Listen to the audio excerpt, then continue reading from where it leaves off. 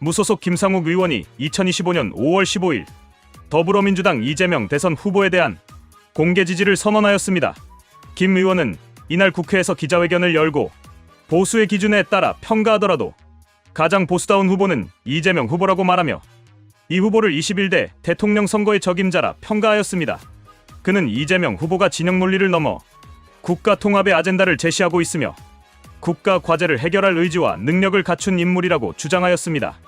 이러한 발언은 정치권과 보수 진영에 큰 충격을 안겼습니다. 김 의원은 지난 22대 총선에서 울산 남구갑의 국민의힘 단독 공천을 받아 당선된 초선 의원으로 국민의힘 소속으로 활동하다 최근 당론과의 충돌을 이유로 탈당한 인물입니다. 그가 갑작스레 이재명 후보를 지지하는 것은 단순한 정치적 행보 이상의 의미를 지니며 보수 진영 내에서도 다양한 논란과 우려를 불러일으키고 있습니다.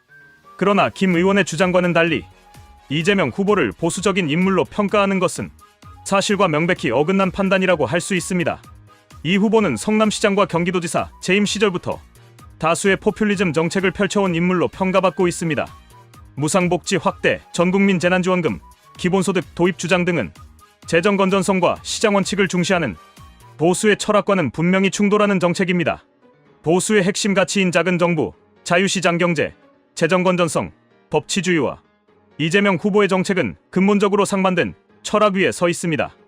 예를 들어 이재명 후보가 추진했던 기본소득 정책은 국민에게 무조건적인 현금성 지원을 하겠다는 내용으로 경제활동과 무관하게 세금으로 생활비를 제공하자는 내용이었습니다. 이는 근로를 장려하기보다 국가에 대한 의존도를 높이는 결과를 초래하며 전형적인 포퓰리즘적 접근이라 할 수 있습니다. 이러한 정책은 단기적으로는 유권자들의 표를 끌어모을 수 있으나 장기적으로는 국가 재정에 부담을 주고 노동 의욕을 저해하여 경제 전반에 악영향을 끼칠 수 있는 위험성을 내포하고 있습니다. 보수가 강조하는 자립과 책임의 원칙에서 볼 때 이재명 후보의 정치 철학은 보수의 그것과는 본질적으로 배치된다고 말씀드릴 수 있습니다. 또한 이재명 후보는 과거 성남시장 재임 시절부터 민주당 내 강경개혁파로 알려져 있으며 문재인 정권 하에서의 각종 개혁안 추진 과정에서 주도적인 역할을 해왔습니다. 특히 검찰개혁, 언론개혁 등의 이슈에서 보여준 그의 태도는 철저히 이념에 기초한 진영 논리의 산물이었으며 이념을 넘어 통합을 이뤄야 한다는 보수의 가치를 실현한 적은 찾아보기 어렵습니다.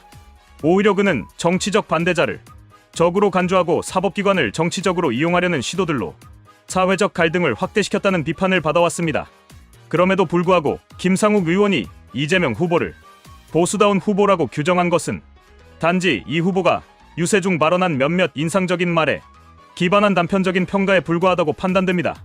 대통령은 국민 통합의 우두머리여야 한다. 할 수 없는 공약은 하지 않겠다는 등의 발언은 정치인이라면 누구나 할 수 있는 추상적이고 원론적인 이야기일 뿐이며 실제 정책 이행이나 철학과는 별개의 문제입니다. 말로는 어떤 가치도 표방할 수 있지만 결국 정치인의 진정한 철학은 그가 어떤 정책을 입안하고 어떤 행보를 보여왔는지에 따라 평가되어야 할 것입니다. 김 의원의 이 같은 행보는 최근 국민의힘 내부의 혼란상과도 무관하지 않습니다.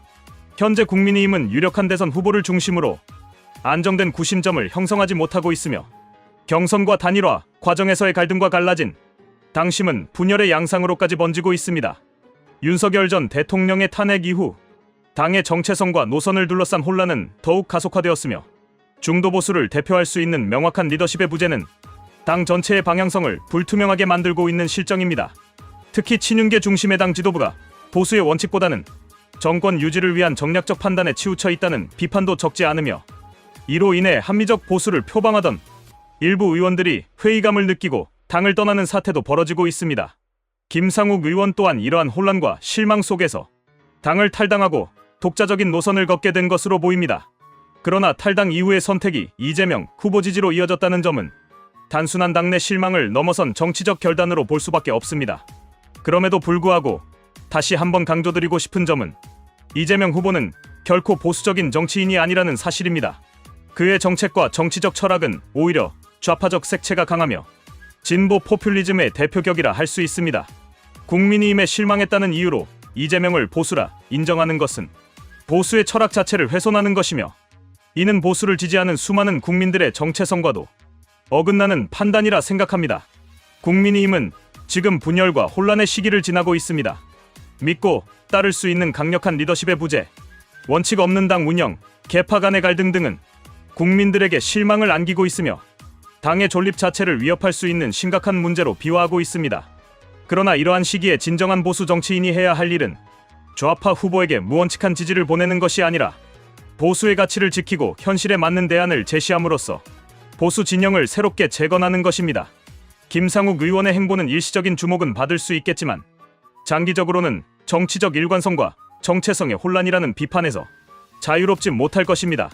그리고 이러한 혼란은 보수 유권자들로 하여금 진짜 보수가 누구인가를 다시금 고민하게 만드는 계기가 될 것입니다. 보수 진영은 지금이야말로 근본적 성찰과 재정비가 필요한 시점이며 원칙과 철학에 기반한 정치로 국민의 신뢰를 회복해야 할 때입니다. 이재명 후보를 보수라고 포장하는 정치적 언설은 결국 진정한 보수의 가치를 희석시키는 결과를 초래할 것입니다. 보수는 타협이 아니라 원칙이며 인기영합이 아니라 책임의 철학입니다. 진정한 보수의 길은 포퓰리즘이 아니라 헌법과 자유, 법치주의를 지키는 것이라는 점을 명확히 말씀드리고 싶습니다.